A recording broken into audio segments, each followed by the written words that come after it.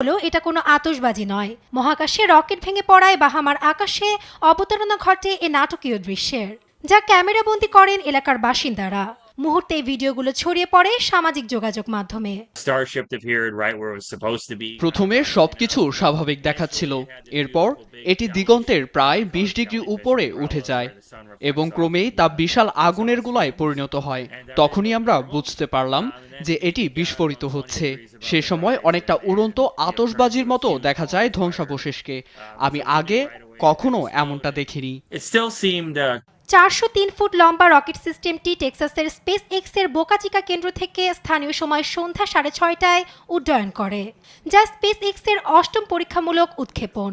মহাকাশযানটি ১ ঘন্টার উড্ডয়নের পর ভারত মহাসাগরের উপর দিয়ে পৃথিবীর কক্ষপথে পুনরায় প্রবেশ করার কথা ছিল। এ সময় প্রায় ১৫০ কিলোমিটার উচ্চতায় পৌঁছে গেলে